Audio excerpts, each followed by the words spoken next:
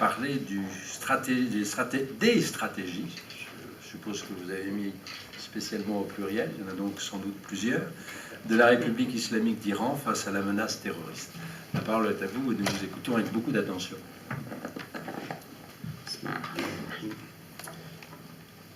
Bon, Monsieur le Président, Mesdames et Messieurs, mes chers collègues, Excellences, les ambassadeurs qui sont là, je vous salue.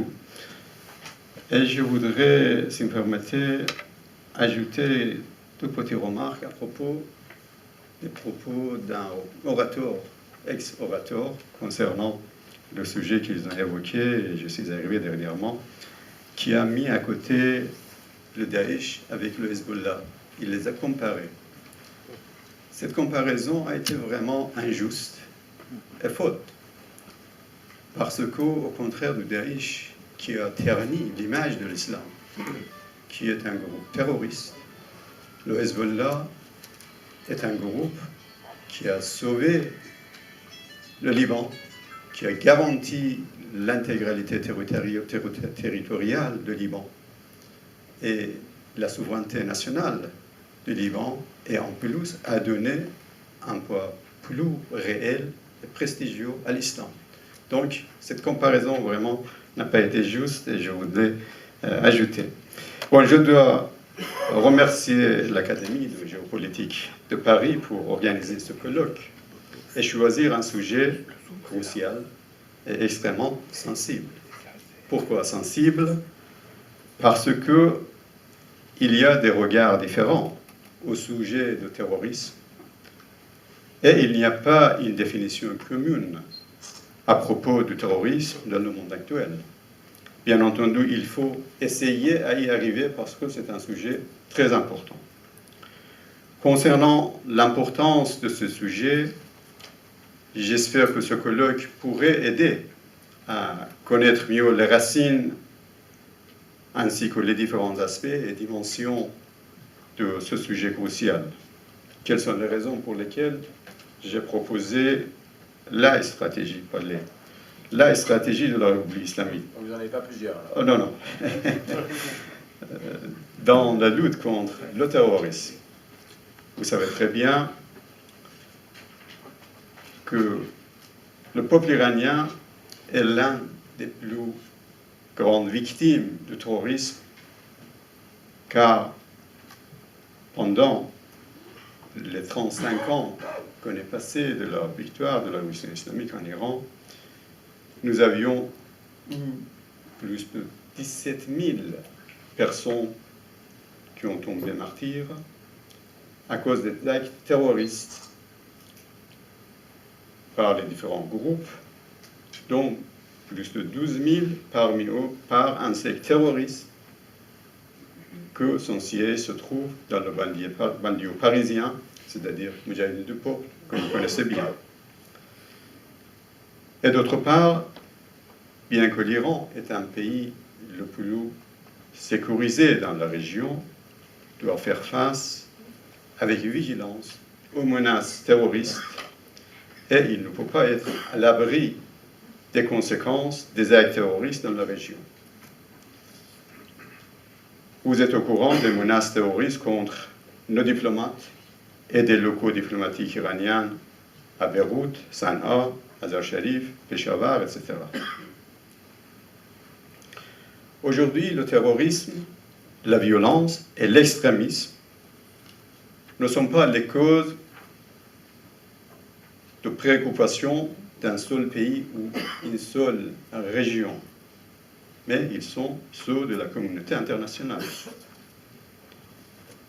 Malheureusement, certaines puissances occidentales, ainsi que certains gouvernements de la région, ayant les erreurs de calcul stratégique, et pour des intérêts à court terme, ont instrumentalisé ce type de groupe terroriste pour déstabiliser ou même renverser certains gouvernements dans cette région.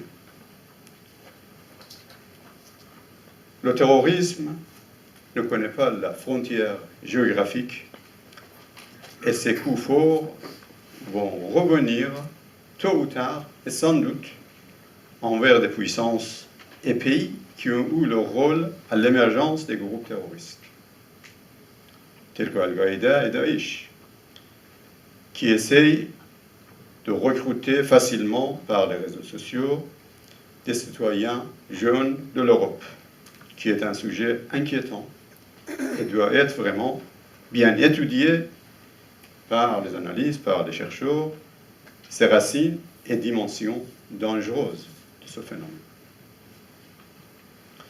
La République islamique d'Iran, qui condamne toute forme de terrorisme, poursuit sérieusement une stratégie claire dans la lutte contre le terrorisme, la violence et l'extrémisme. Notre coopération fructueuse avec l'Irak, non seulement le gouvernement central, et aussi les Kurdes et la Syrie, démontre bien notre sérieux et disponibilité dans la lutte contre le terrorisme. Pour connaître mieux notre approche et notre esprit à l'égard de ce sujet, je dois vous rappeler que plusieurs années avant de la tragédie du 11 septembre 2011, nous avons invité le monde entier au dialogue et rejeté de battre le tambour de la guerre. Et l'année dernière, avant de l'émergence du groupe terroriste de Daesh, qui a malheureusement terni l'image de l'islam, la religion de paix, d'amitié et d'amour. Président Rouhani, notre président de la République islamique, dans son discours à l'Assemblée générale de l'ONU, a invité la communauté internationale d'aller dans le sens d'un monde sans violence et extrémisme. L'idée qui a été transformée dans une résolution adoptée par consensus au sein de l'Assemblée générale des Nations unies au 18 décembre 2013. Afin de poursuivre cette idée et d'étudier la manière de l'application de cette résolution, il y a 2 jours, 9 et 10 décembre, nous avons organisé la première conférence internationale à Téhéran, en présence de plus de 50 personnalités et chercheurs de plus de 40 pays du monde, et le représentant de l'ONU ainsi que les autres organisations internationales et régionales, ayant une déclaration très importante aussi, insistant sur la connaissance des racines du terrorisme, violence et extrémisme, et choisir des méthodes préventives. Ils ont demandé à l'ONU de nommer le 18 décembre la journée de la lutte contre la violence et l'extrémisme. Pour conclure, dans la lutte contre le terrorisme, il faut que tous les gouvernements respectent leurs engagements internationaux, arrêtent leur appui politique, financier et militaire à l'égard des groupes terroristes, contrôlent bien leurs frontières pour empêcher le déplacement des éléments terroristes, les interpeller et les punir. Et aussi, il faut que tous les gouvernements choisissent une approche non discriminatoire à l'égard des groupes terroristes.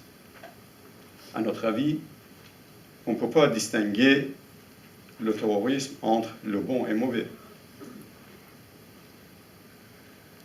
Enfin, on peut dire qu'il faut chercher la racine du terrorisme dans la discrimination, l'injustice, la pauvreté, le non-respect du droit de développement des pays en voie de développement, l'intervention militaire dans les autres pays, le caractère non démocratique de la gestion du monde et l'approche passive de la communauté internationale face au phénomène du terrorisme.